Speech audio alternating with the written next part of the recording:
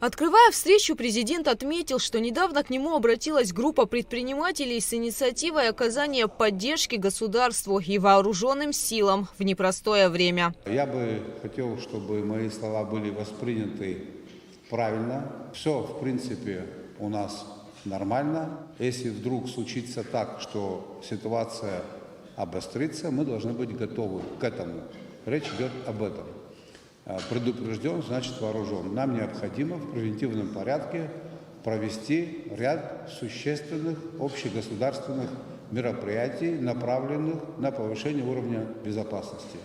И в этой истории, в этом большом масштабном деле роль бизнеса будет колоссальной. Наверное, вы знаете, за эти 2,5 года, что я работаю в качестве главы государства, видимо, сложилось какое-то впечатление о том, как я отношусь к бизнесу. К людям бизнеса я отношусь с уважением.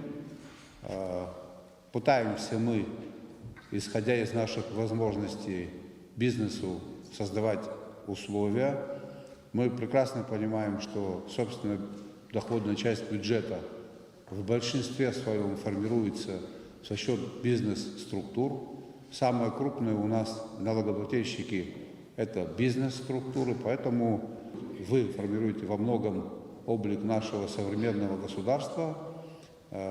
Абсолютное большинство присутствующих в этой аудитории граждане Абхазии, которые являются большими патриотами. Я думаю, что в очередной раз мы, наверное, должны, прямо слово правильно, подставить плечо, помочь стране, помочь армии на тот случай, если все пойдет по плохому пути, да? Потому что обстановка вокруг нас сложная, я не буду тут никому проводить информацию, все понимают. 25 сентября этого года по поручению президента Аслана Бжани и распоряжением премьера Александра Анкваб была создана рабочая группа для осуществления предварительной оценки и выработки рекомендаций по улучшению мобилизационной подготовки в Абхазии. В нее вошли представители Министерства обороны, различных ведомств и депутаты парламента. В ходе работы группы был выработан ряд рекомендаций. Первое. Пополнение неприкосновенного запаса медикаментов и средств оказания первой медицинской помощи. Обучение парамедиков на курсах тактической медицины. Второе. Восполнение современных мобильных средств связи батальонного ротного взводного звена. Третье. Приобретение необходимого количества беспилотных летательных аппаратов и организация обучения операторов БПЛА в подразделениях Министерства обороны и специальных сил. Доукомплектование воинских частей современными средствами индивидуальной защиты. Бронежилеты, каски, баллистические очки, тактические перчатки и другое. Пятое. Создание дополнительного складирования резерва полевой формы одежды для личного состава вооруженных сил и резерва.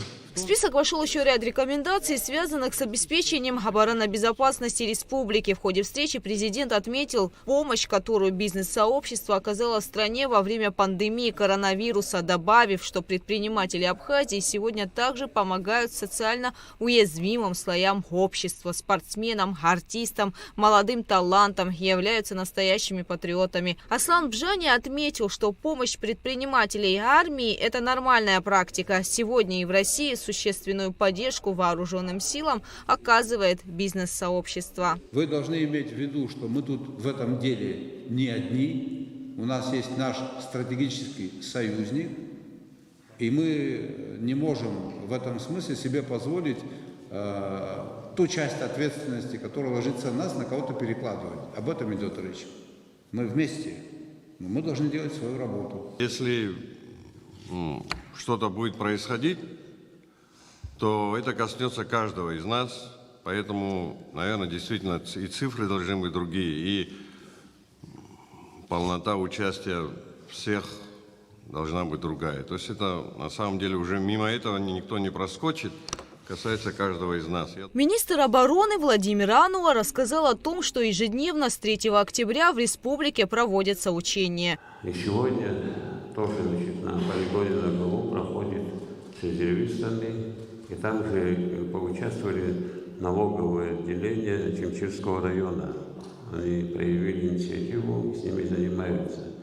Президент предложил представителям бизнес-сообщества подумать и через пару дней предложить кандидатуры лиц, которые будут включены в рабочую комиссию, возглавляемую вице-премьером Сергеем Пустоваловым. Далее предприниматели продолжили встречу без журналистов. Гугут Савардания, Михаил Братухин, Абхазское телевидение.